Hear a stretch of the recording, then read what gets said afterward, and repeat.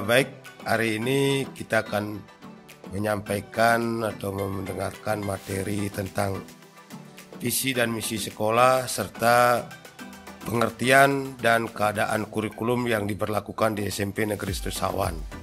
Namun sebelumnya, perkenalkan saya sebagai pemateri, nama saya Igede Arpane, asal saya dari Desa Bebetin, mengajar mata pelajaran IPA di SMP Negeri Setusawan. Hal-hal yang nanti kita bahas ke depan, anak-anak harus cermati dengan baik, yaitu apa itu visi dan misi sekolah kita, sekolah SMP Negeri Setusawan, tempat kita menimba atau melakukan pendidikan di SMP Negeri Setusawan. Baik, sebelum kita masuk ke materi yang pokok atau yang inti, kami tidak lupa sebagai umat beragama mengaturkan panganjali umat. Om Swastiastu, salam sejahtera buat kita semua, salam rahayu. Dan kami atas nama Lembaga SMP Negeri Setusawan mengucapkan selamat kepada peserta didik baru dalam bergabung di keluarga besar SMP Negeri Setusawan, dan saya juga tidak lupa mengucapkan ucapan terima kasih kepada para orang tua yang telah mempercayakan dirinya, anak putrinya dididik di SMP Negeri Setusawan. Materi yang kita akan sampaikan seperti yang saya sampaikan di awal, yaitu tentang visi. Silakan dilihat di tayangan. Kemudian kita masuk kepada berikutnya visi. Ya, visinya cukup singkat, berprestasi, beriman, dan berwawasan budaya lingkungan. Visi ini nanti kita jabarkan ke dalam misi. Perhatikan misinya. Misinya yang pertama, mewujudkan pengembangan kurikulum sekolah yang relevan dengan kebutuhan lokal, nasional maupun global. Yang kedua, mewujudkan penyusunan RPP yang memenuhi standar proses dan standar penilaian. Yang ketiga, mewujudkan pelaksanaan penetapan KKM mata pelajaran sesuai dengan kriteria yang telah ditetapkan. Yang berikutnya, mewujudkan pembelajaran yang kontekstual dan saintifik. Yang berikutnya, memanfaatkan laboratorium, perpustakaan lingkungan, dan berbagai sumber belajar secara optimal. Nah, demikian seterusnya. Nanti bisa dibaca anak-anak di dalam tayangan nanti.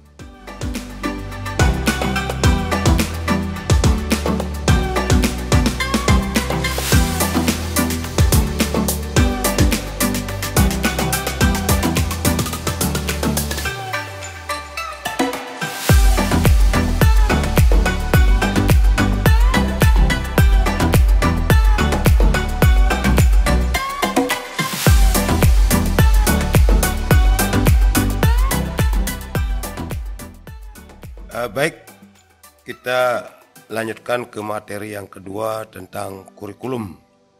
Kurikulum, kita akan mengenal dulu kurikulum, apa sih itu kurikulum.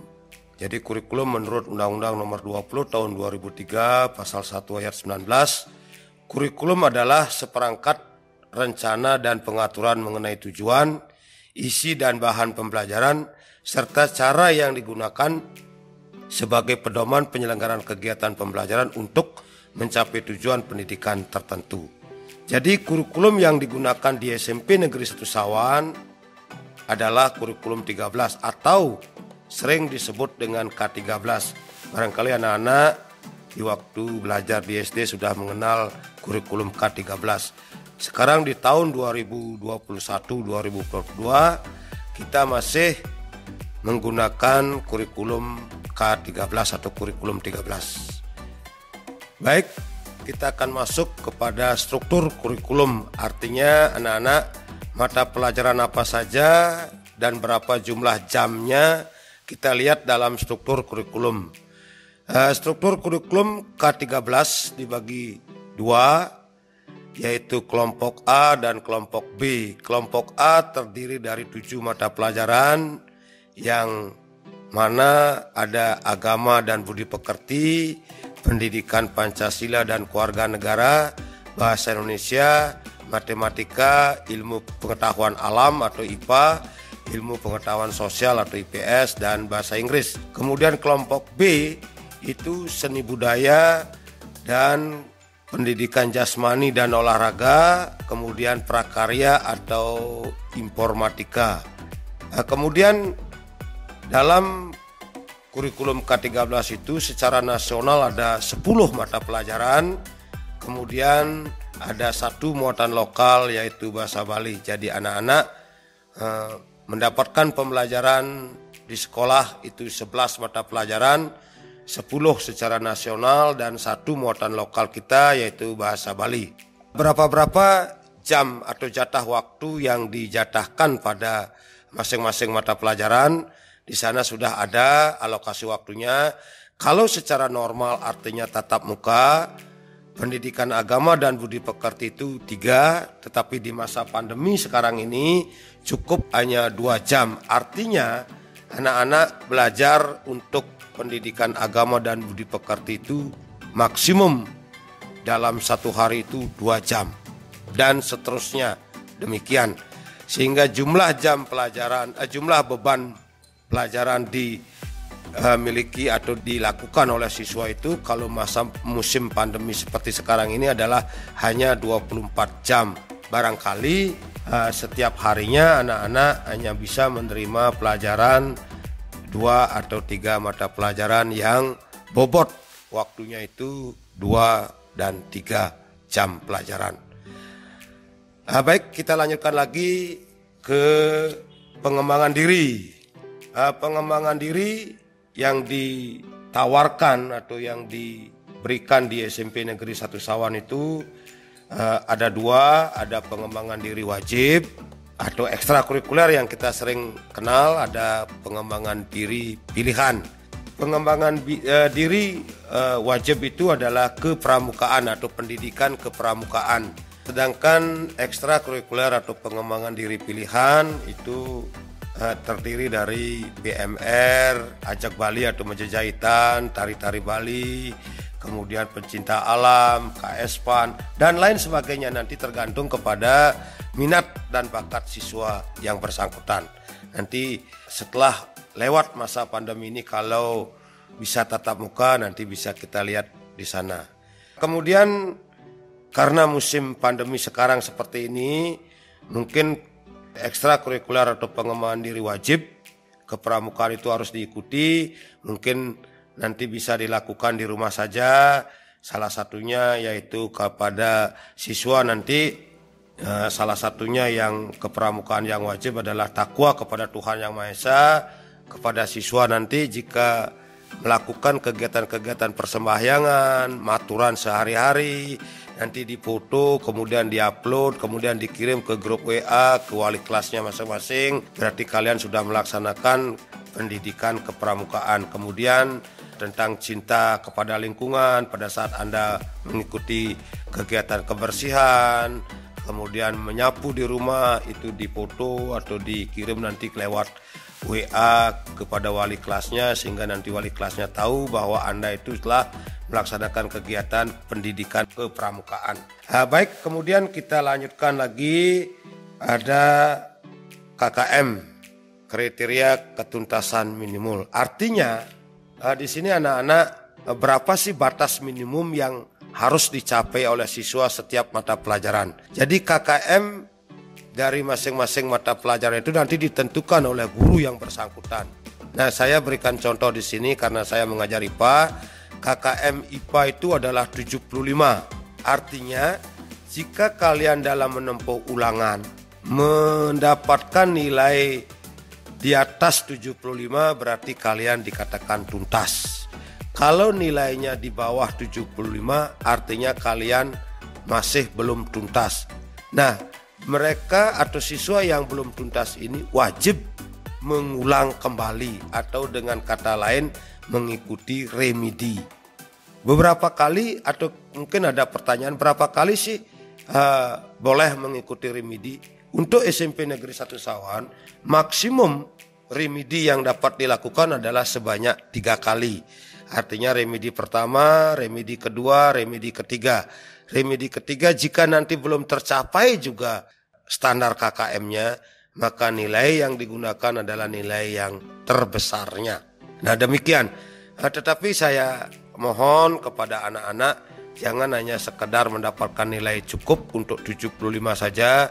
Raihlah nilai semaksimal mungkin sampai skala 100.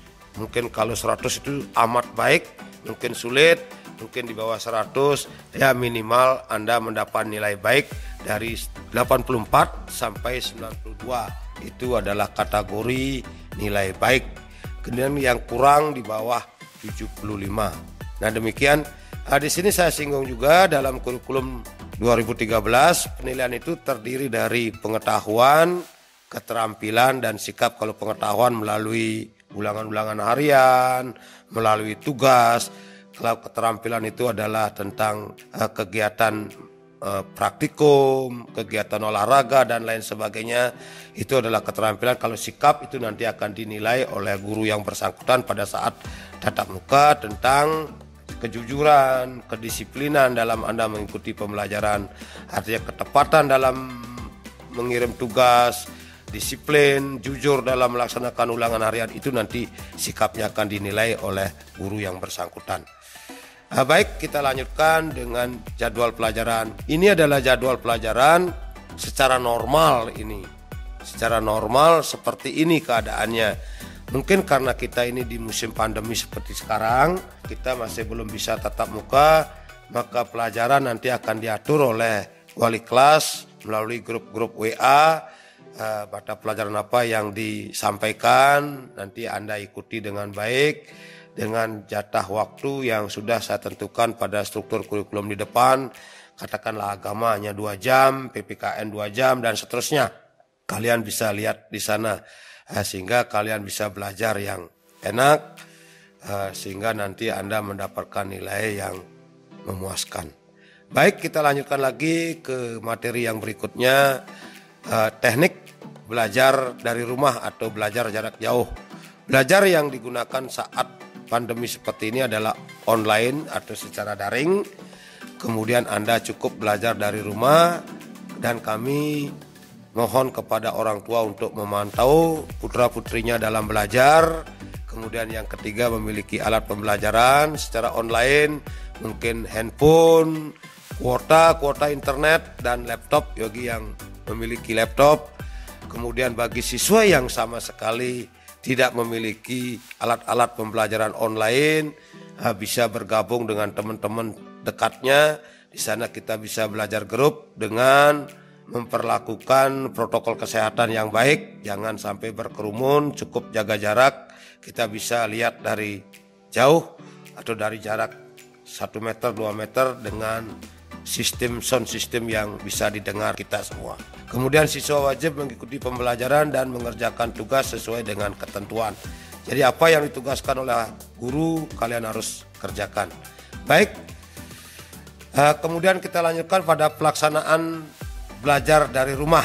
Siswa wajib masuk grup WA. Artinya nanti kelas A, siapa wali kelasnya, masuk grup WA kelas 7A, kelas 7B juga demikian.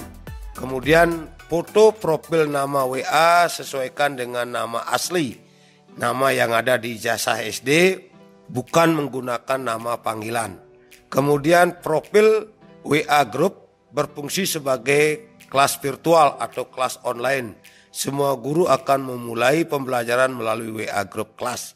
Jadi semua guru mata pelajaran yang akan memberikan pelajaran di kelas melalui grup WA ataupun dengan yang lain-lainnya. Wali kelas menjadi admin, kamu melaporkan kepada wali kelas, nanti dibantu oleh koordinator kelas. Kemudian yang terakhir, pembelajaran dimulai dari WA Group, dilanjutkan dengan Zoom, bisa Google Form, bisa Google Classroom, dan metode lain yang menyesuaikan dengan guru masing-masing. Nanti ada pengarahan dari guru mata pelajaran bersangkutan.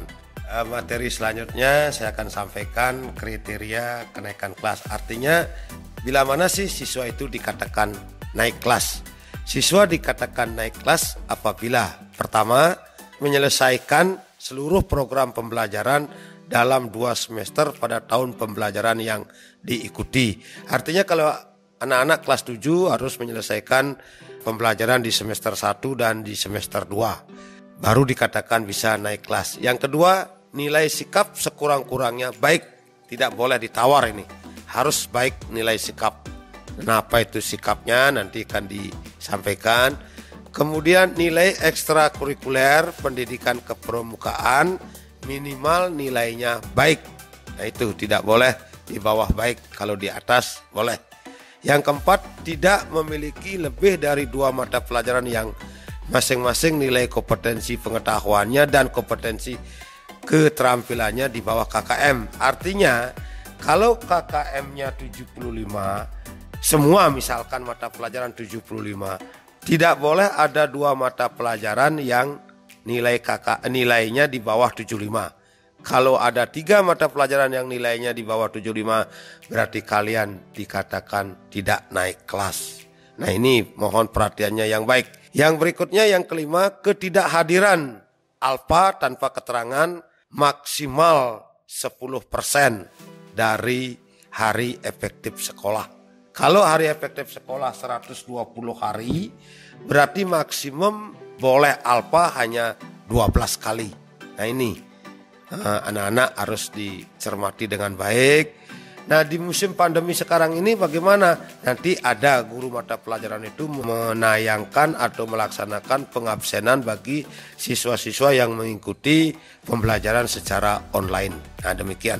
Baik, demikian materi visi, misi, dan kurikulum yang bisa saya sampaikan secara garis besar. Sudah barang tentu dengan keterbatasan waktu dan lain sebagainya, materi ini mungkin tidak bisa disimak, bisa Anda nanti bertanya ataupun secara pribadi bisa WA saya karena WA sudah saya cantumkan di sana.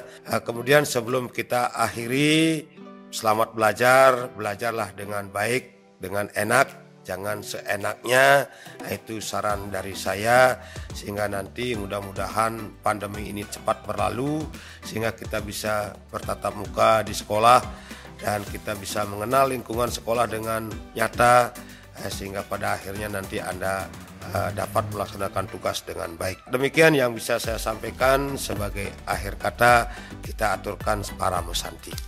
Om Santi, Santi, Santi, Om. Baik.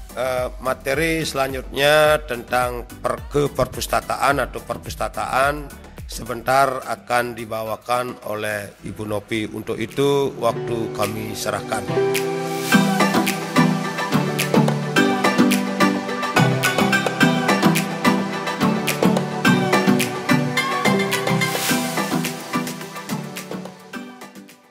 Om Swastiastu. Perkenalkan, nama saya Putu Novi Antini, pegawai perpustakaan. Di sini saya akan menjelaskan peraturan atau tata tertib perpustakaan SMP Negeri 1 Sawan.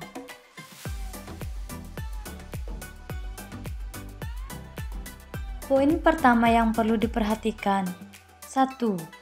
Siswa, guru, karyawan, serta pengunjung lain yang memasuki ruang perpustakaan diharap melapor kepada pengelola perpustakaan dan mengisi buku daftar pengunjung. 2. Selama di dalam ruang perpustakaan, pengunjung harap menjaga ketertiban dan kesopanan supaya tidak mengganggu orang lain yang sedang membaca atau sedang belajar. 3. Setiap peminjam buku, majalah, surat kabar, dan lain-lain harus memiliki kartu anggota perpustakaan. 4. Setiap peminjam diperbolehkan mengambil sendiri buku-buku, majalah, surat kabar yang perlu dipinjam, dan melapor kepada petugas perpustakaan. 5. Selesai membaca buku, majalah, surat kabar, dan lain-lain harus dikembalikan pada tempat semula. 6. Setiap peminjam harus mengembalikan buku pinjaman, majalah, surat kabar, dan lain-lain sesuai dengan waktu yang sudah ditentukan oleh perpustakaan. 7. Bila ada jam kosong, siswa diperbolehkan belajar di ruang perpustakaan setelah terlebih dahulu melapor kepada petugas perpustakaan. 8. Menjaga atau merawat buku-buku, majalah, surat kabar yang dipinjam dari perpustakaan supaya tidak rusak atau kotor. 9. Apabila buku-buku, majalah, surat kabar yang dipinjam rusak atau hilang, harap segera melapor kepada petugas perpustakaan. 10. Jagalah kebersihan dan tidak membuang sampah sembarangan dalam ruang perpustakaan untuk mendapatkan kenyamanan bersama. Poin kedua yaitu larangan yang harus diperhatikan. 1. Tidak dibenarkan memakai topi, jaket, serta membawa tas ke dalam ruang perpustakaan. 2. Dilarang membawa makanan atau minuman, serta benda-benda lain yang tidak berhubungan dengan keperluan perpustakaan. 3. Dilarang makan atau minum, merokok, atau hal-hal lain yang bisa menodai barang-barang di dalam ruang perpustakaan, serta membuat udara di dalam ruangan tidak nyaman. 4. Dilarang mencoret-coret, menggunting, merobek buku, majalah, surat kabar, dan lain-lain milik perpustakaan. 5. Dilarang bermain atau bergurau yang dapat mengganggu orang lain yang sedang membaca atau belajar. 6. Tidak dibenarkan menggunakan ruang perpustakaan untuk keperluan lain, selain sebagai sarana pendidikan di sekolah, serta untuk meningkatkan efektivitas kegiatan belajar mengajar. 7. Tidak dibenarkan menukar buku, majalah, surat kabar, dan lain-lain milik perpustakaan dengan buku-buku lain tanpa seizin pengelola perpustakaan walaupun judul dan pengarangnya sama. Poin yang ketiga yaitu sanksi pelanggaran yang harus diperhatikan. 1. Setiap pengunjung atau peminjam yang tidak mematuhi ketentuan peraturan ketertiban perpustakaan di atas akan dikenakan sanksi. 2. Buku-buku majalah serta barang-barang lain milik perpustakaan yang rusak akibat kelalaian peminjam harus dipertanggungjawabkan sesuai dengan kebijaksanaan dan ketentuan yang berlaku di perpustakaan. 3. Buku-buku yang hilang harus diganti sesuai dengan judul buku yang hilang. Informasi tambahan untuk jenis buku yang ada di perpustakaan yaitu 1. Buku paket, 2. Buku cerita, 3. Ensiklopedia, 4. Buku pelajaran, 5. Majalah, 6. Kamus, dan yang ketujuh ada koran. Untuk jam operasional perpustakaan SMP Negeri 1 Sawan dikarenakan dibagi menjadi 2 shift, pagi dan siang, maka setiap hari Senin hingga Sabtu perpustakaan SMP Negeri 1 Sawan dibuka mulai pukul 7.30 hingga 17.00. Sekian informasi perpustakaan SMP Negeri 1 Sawan. Saya mohon maaf bila ada kata-kata yang kurang berkenan di hati adik-adik. Dan yang terakhir, buku adalah gudang ilmu. Kalau kalian ingin pintar dan cerdas, rajinlah membaca buku agar menjadi generasi yang unggul dan berwawasan luas. Selamat membaca!